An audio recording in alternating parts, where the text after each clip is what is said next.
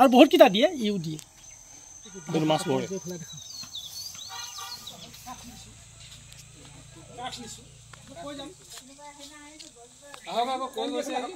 এইটো কি কয় এইটো বৰ ডিমৰু এই ফলটো খাই ডিমৰুটো বহুত হয় আমাৰ মানে 20টা প্ৰজাতিৰ মুছত কপৌফুল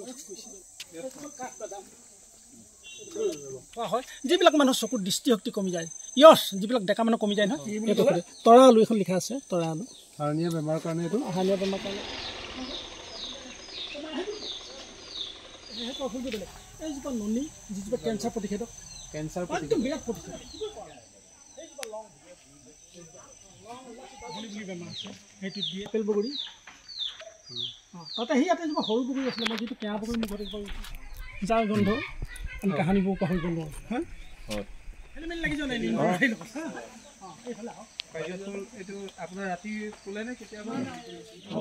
ফুল চন্দনটো লখি কোনজোপা গছ এইজোপা এই গছজোপাৰ তলত ৰাৱণে সীতাক পোনপ্ৰথমে আমাৰ পৰিচয় দিব আপোনাৰ নমস্কাৰ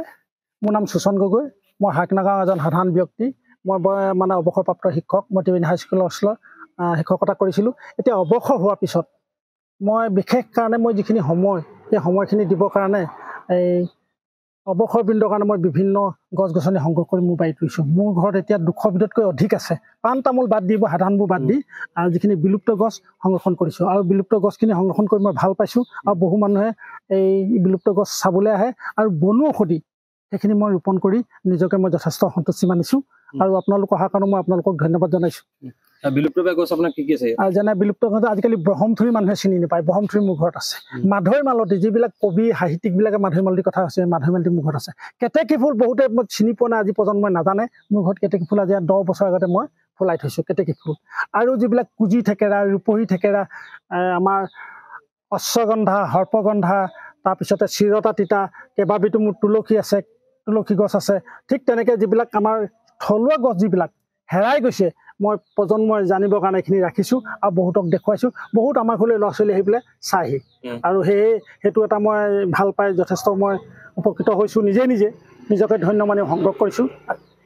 কিমান বিঘা মাটিত আছে আপোনালোকৰ মোৰ ঘৰত প্ৰায় এবিঘাতকৈ অলপ বেছি মোৰ কিন্তু মাটিৰ পৰিমাণ কম যদিও মই যিকোনো বস্তু খুব কম ঠাইতেই বৰ ডাঙৰ গছ নাৰাখি সৰু সৰু গছো ৰাখিছোঁ এইবোৰ মই যি ঠাইলৈকে যাওঁ শ্বিলঙলৈ গ'লোঁ তাৰ পৰাও আহিলোঁ কেতিয়াবা ফুৰিবলৈ যাওঁ ক'ৰবাত এখন যদি দেখোঁ বিলুপ্ত গছ এবিধ মোৰ যেতিয়া উদ্দেশ্যটো কৈ দিওঁ যে মোক এই বস্তুটো এইকাৰণে লাগে সংৰক্ষণ কৰিব লাগিছে তেখেতে য'ৰ পৰা যোগাৰ কৰি দিয়ে আৰু দেখিলে মই উদ্ভিদ দেখিলে মই ৰ'ব নোৱাৰোঁ চাওঁ খুব হেঁপাহ ভৰি চাওঁ ৰুওঁ এতিয়া ৰুদ্ৰাক্ষ গছ আছে মই আজি 2005 চনৰ পৰা ৰাজহুৱা স্থানত মই বৃক্ষৰোপণ কৰি আছোঁ